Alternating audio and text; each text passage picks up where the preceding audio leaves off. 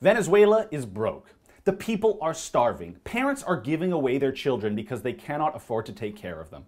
How did this happen? Socialism. Let me explain.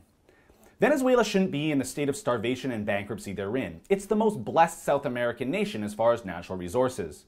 Between their conventional and non-conventional oil reserves, they hold the largest supply in the world, at around 300 billion barrels. But Venezuela rejected private enterprise when they nationalized their oil industry in 1976, instead opting for their state-owned oil and gas company, PDVSA, to run everything.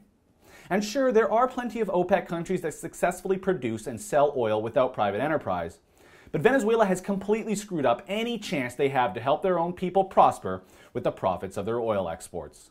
Things are so bad right now in Venezuela that they have somewhere around 4 million barrels of oil just sitting in tankers anchored in the Caribbean Sea right at this very moment.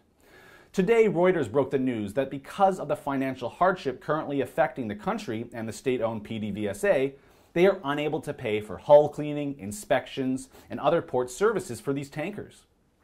The report goes on to say that there are numerous tankers that are not being allowed to enter ports because their hulls have been soiled by crude due to leaks in the ports of Bahia Grande and Jose over the last year. All of this because PDVSA has gone broke.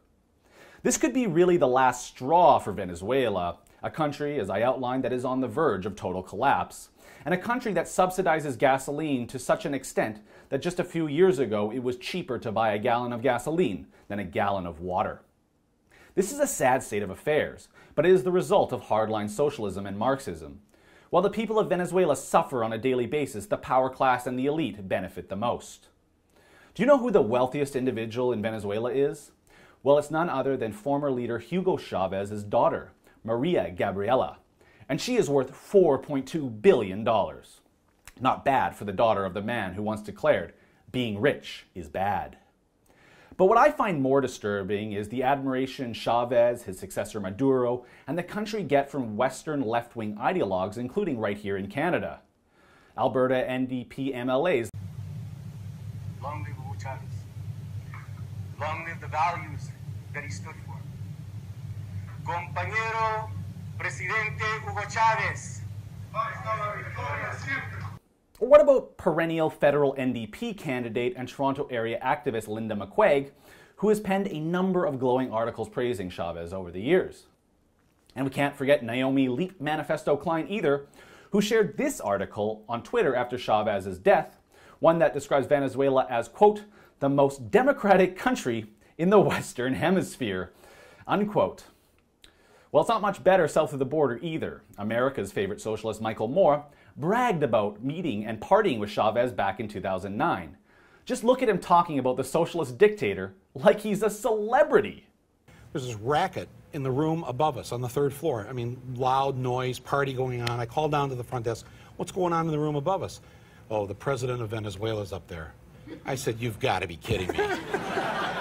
So my wife says, no, stay here. I said, no. I've got to go up. So I go up to the floor above me. I bang on the door, and the bodyguard there, he opens it, and Hugo Chávez is right there behind him. And it's me at the door, and I'm going, what the hell's going on here? Really? Yeah. Oh, Michael Moore! Really? Come on in. So a bottle and a half of tequila later, you know. Wow. We're just like, that's crazy. It's more than just Moore. Sean Penn, Oliver Stone, and many others round out the list of Hollywood celebrities who once looked at Venezuela and Hugo Chávez through rose-colored glasses. But have you noticed something of late?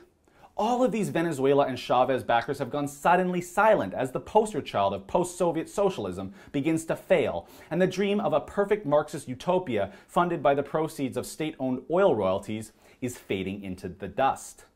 And what bothers me the most is that in this time when so many men, women, and children in Venezuela are suffering, starving, and dying, that these celebrities and political pundits won't do or say anything about it.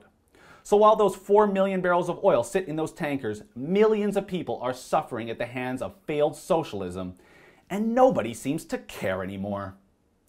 For the Rebel.media, I'm Christopher Wilson. Thanks so much for watching. I know you don't always have a chance to see everything we do here at The Rebel. We're putting out a lot of videos every day. But if there's ever something very important or breaking, we'd love to send you email updates. Click over here to sign up for those emails.